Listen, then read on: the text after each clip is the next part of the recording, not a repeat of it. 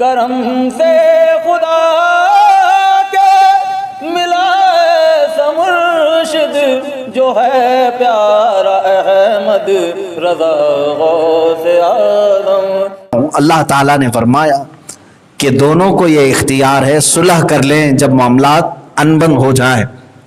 دیکھیں، میں جو کپلز ہیں ان کے لیے ضرور یہ بات کہوں گا، شادی شدہ لائف تقریباً سب ان حالات سے گزرتے رہتے ہیں۔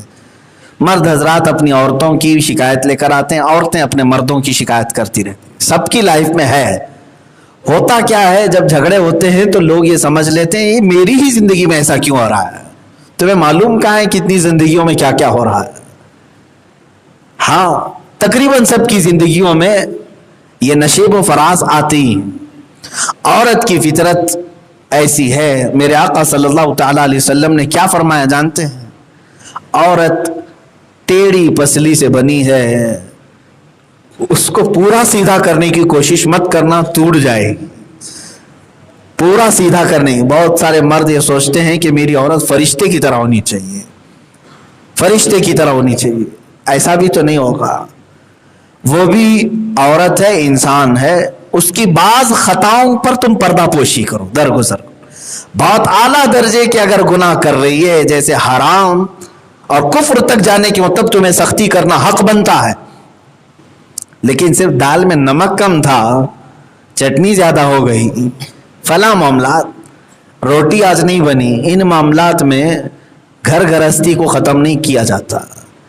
اب تو حالات ایسے ہوئے کہ اخبار میں ہم نے یہ بھی تک پڑھا، ترکی میں ابھی ایک نیوز آئی تھی، عورت اپنے شوہر سے طلاق لے رہی ہے مقدمہ کر کے۔ کس بات پر جانتے ہیں؟ جج کے پاس وہ کہتی ہے کہ میرا مرد جو ہے ہاتھ سے کھانا کھاتا ہے، چمچ سے نہیں کھاتا۔ ان کے رواج ہے چمچ سے کھانے کا، عورت کہتی ہے بچپن سے ہم چمچ سے کھائیں، یہ چمچ سے نہیں کھاتا اس لیے میں طلاق لینا چاہتی ہوں۔ تو طلاق، چمچ والی طلاق، یہ اس طرح کی بھی معاملات بہت سارے گھروں میں ہیں۔ بات شروع ہوتی ہے بہت چھوٹے بات سے اور اس کو لمبی دور تک لے جاتے ہیں۔ شیطان یا ہر ایک شادی شدہ زندگی کے ساتھ کرتا ہے۔ تمہیں کیا کرنا چاہیے؟ کیا کرنا چاہیے؟ جب کسی کی عورت زیادہ بولنے والی ہو تو تم یہ سوچتے ہو کہ میں خاموش بیٹھ کر کے ہار کیوں جاؤں، جواب پہ جواب دوں، اس کو شکست دے کر کے رہوں گا۔ اور جب زیادہ نہیں بن پاتی ہے تو گردن پکڑو، ایک دو تماچے لگا اور اس کو ادھر ادھر مارو، یہی تو ہوتا ہے۔ وہ بولتی جا رہی ہے، عورت یہ سوچتی ہے کہ کیا میں پڑھی لکھی نہیں ہوں، کیا میں جاہل ہوں، تیرے ہر جواب دے سکتی ہوں، وہ بھی جواب دینا چاہتی ہے۔ میرے عزیزوں، تمہیں معلوم نہیں یہ گھر ہے، جنگ کا میدان تھوڑی نہ ہے۔ دونوں لوگ نکاح کیے ہیں، نہ کہ جہاد کا کانٹریکٹ کیے ہیں، ایک دوسرے اٹھا کر کے۔ ہاں، ان حالات میں دونوں کو ہی کہا گیا ہے، دو میں سے کوئی ایک عقل والا ہو تو اعوذ باللہ من الشیطان الرجیم کثرت سے پڑھنا شروع کرے اور وہاں سے ہٹ جائے، تھوڑی دیر کے لیے ہٹ جائے۔ پھر اللہ رب العزت کی بارگاہ میں تم نے کہا ہے اعوذ باللہ من الشیطان الرجیم، کیونکہ یہ تمہیں شیطان لڑا رہا تھا، تم نے اللہ کی بارگاہ میں کہہ دیا اے اللہ میں تیری پناہ مانگتا ہوں یہ شیطان مردود سے، اب اس کے بعد نبھانا پھر اللہ کی ذمہ ہے، تم ہٹ جاؤ وہاں سے۔ مجھے شاید اس سے قبل ایک بات میں نے عرض کیا تھا، ایک حکیم صاحب نے علاج بھی فرمایا تھا، بہت اچھی بات تھی کہ ایک صاحب روز لڑتے تھے، گھر سے جاتے ڈیوٹی کر کے، اور اندر جو میم صاحبہ تھیں ان کی زبان کینچی سے بھی زیادہ تیز تھی، چلتی تو اتنی چلتی۔ ظاہر سی بات ہے نصیحت کتنی بھی ہم کریں لوگ یہ سوچتے ہیں سب ہاں یہ نصیحت ہی ہے سب، پھر بھی ہمارا گھر نہیں چلتا ہے۔ وہ حکیم صاحب ہے، انہوں نے بتایا ہے، ہمارے پاس ایک صاحب آئے، کلائنٹ تھے، کہا روز جھگڑے ہوتے ہیں۔ اس حکیم صاحب نے کہا میرے پاس اس کی دوا ہے جھگڑے نہ ہو، وظیفہ نہیں، گولی ہے، دوا ہے۔ اس کی قیمت بھی بتائی، تقریباً 8-10 ہزار روپے کی یہ دوا ہے، 1 مہینے کا کورس ہے، کرو گے تو یہ سب ختم ہو جائے، یہ نفسیاتی علاج ہے۔ تو یہ دوا حکیم صاحب نے جب اس کو ایکسپلین کیا تو یہ صاحب بڑے پریشان تھے، انہوں نے کہا 10,000 کے حضرت 50 بھی لے لو، ختم تو کرو، کوئی جو دوا ہے وہ دے تو دو۔ کہا ٹھیک ہے کل آؤ۔ میں دوا بنا کر کے رکھتا ہوں. دوسرے دن وہ آئے تو انہوں نے گولیاں بنائی تھیں. حکیم صاحب خود وہ مدبر تھے, دوائیاں بناتے تھے.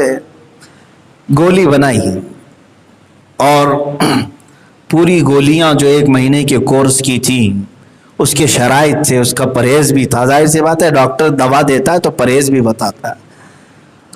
انہوں نے کہا کہ یہ گولی ہے, تمہیں اور تمہاری بیوی پہ بہت اثر کرے گی, دیکھ لینا, اگر اثر نہ ہو تو پیسے واپس, گارنٹی بھی ہے.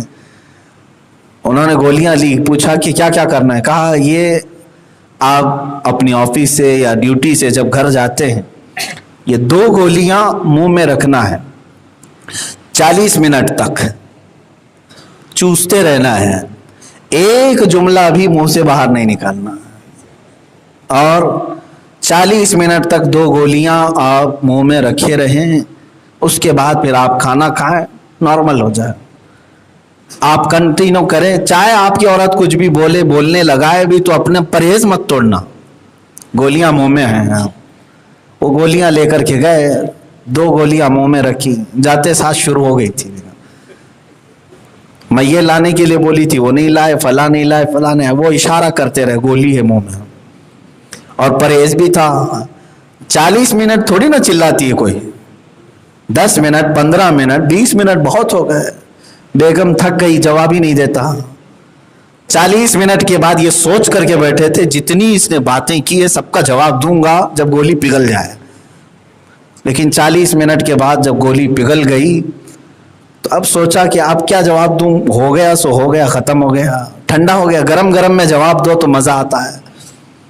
چھوڑ دیا. دوسرے دن پھر گولی رکھی, پھر وہ جھگڑا کر رہی تھی, پھر وہ بول رہی تھی کہ کیا یہ نیا ناٹک کر رہے ہو, آنے کے بعد منہ میں کچھ دبا کر کے لائے ہو, فلاں فلاں. عورت چھوڑتی نہیں تھی. پھر بھی 40 منٹ کا پرہیز رہا. تیسرے دن پھر گولی دبا کر کے آئے تو عورت کو شک ہونے لگا کہ میرا شوہر کہیں بیمار تو نہیں ہو گیا, کیا بات ہے, جواب ہی نہیں دے رہا ہے. میں جھگڑا کیے جا رہی ہوں, اس کو بولے جا رہی ہوں, پہلے تو لڑائی ہو جاتی تھی, ابھی کچھ بول ہی نہیں رہا ہے. تیسرے دن اس نے کم کر دیا بولنا, کچھ تو ہے پرابلم. لیکن تیسرے دن وہ کیا کرتی ہے, محبت سے قریب میں آ کر بیٹھ کر پوچھتی ہے, ہوا کیا ہے بتاؤ تو صحیح, 2 دن سے کچھ ہوا ہے تمہارے ساتھ, باہر کچھ حادثہ تو نہیں ہوا, کچھ بہت زیادہ ٹینشن لے کر کے آ رہے ہو. وہ صاحب اشارہ ہی کرتے رہے 40 منٹ تک, کچھ نہیں بولے. وہ خاتون چوتھے دن پورا دن بھر ٹینشن میں رہی کہ میرے شوہر کو کچھ ہوا ہے. میرے عزیزوں, یہ عورتیں جو جھگڑتی ہیں نا, وہ صرف زبانی جھگڑتی ہیں, دل میں ان کے بھی محبت ہوتی ہے, وہ اپنے شوہروں سے محبت رکھتی ہے. یہ اللہ تعالیٰ نے ان کو باندھ رکھا ہے محبتوں میں.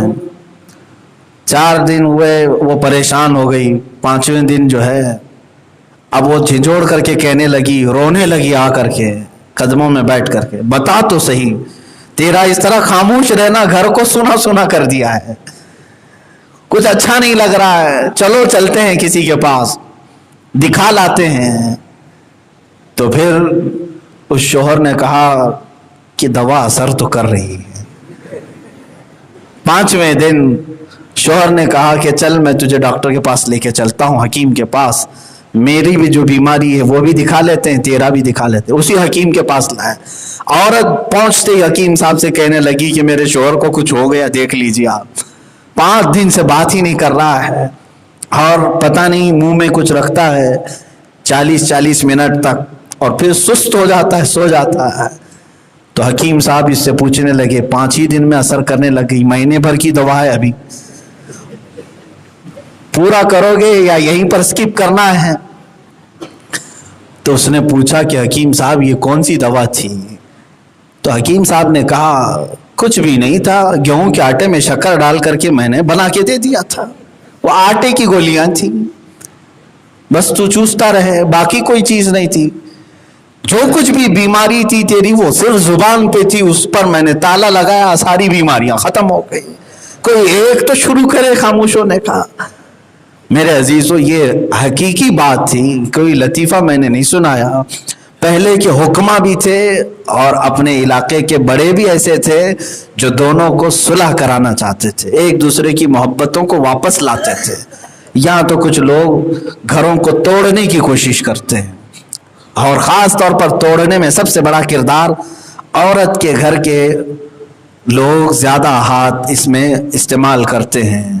شادی کر کے دے دیا، روز ماں پوچھتی ہے بیٹی ٹھیک ٹھاک تو ہے نا، آج کچھ کہا تو نہیں اس نے، آج تیری ساس اور تیری نند کچھ کہی تو نہیں ہے، ہاں کچھ کہے تو چھوڑنا مت، برابر برابر جواب دینا۔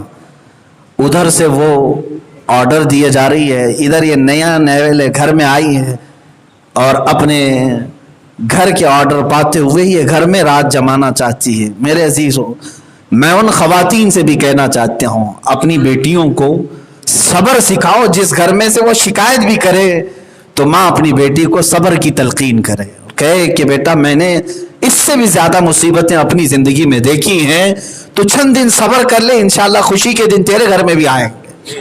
یہ نہ کہ مٹھی باندھ کر کے الٹا جواب دے دینا، ساس کو بال پکڑ کر کے کھینچ لینا، کوئی کچھ کہے تو میں ہوں نا پیچھے سے، یہ سب اس طرح کے ڈیرنگ دینا، یہ گھر توڑنے کے معاملات ہیں۔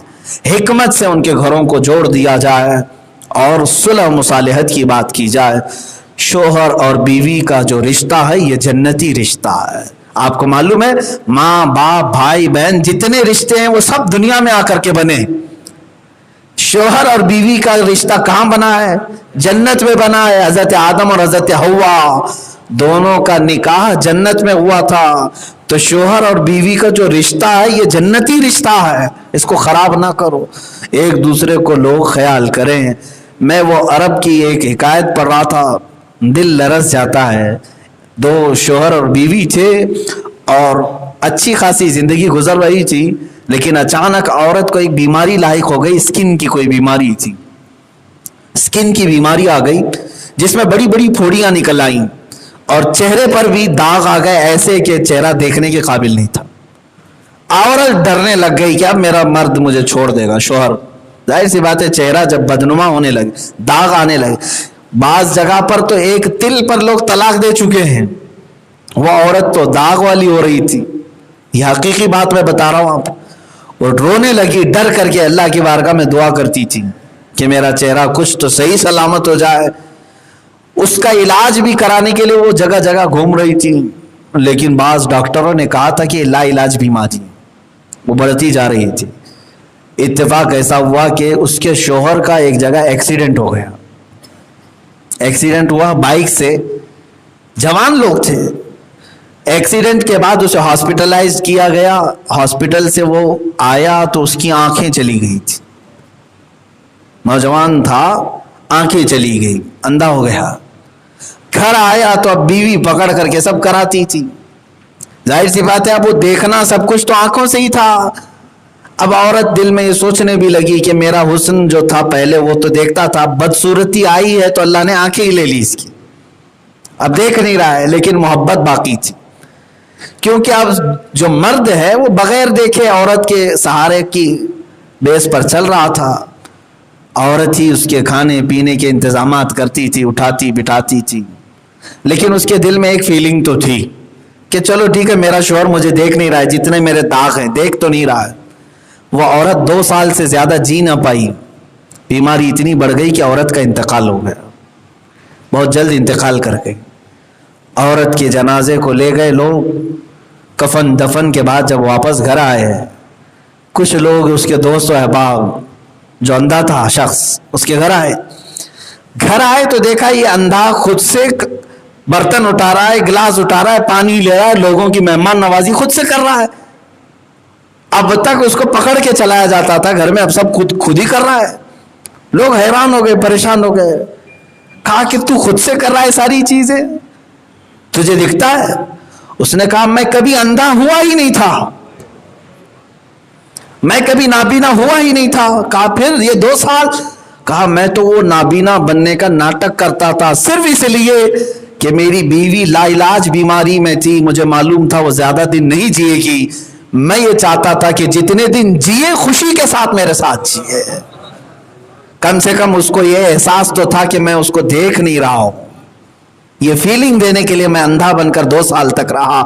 یہ میں نے پڑھا تو لگا کہ ہاں اسی کو اللہ نے فرمایا ہن لباس لکم وانتم لباس لہن، وہ تمہارا لباس ہے اور وہ تم ان کے لباس ہو۔ اللہ خاوند کی اور ازدواجی زندگیوں میں اللہ محبت عطا فرمائے۔ وآخر دعوانا ان الحمدللہ۔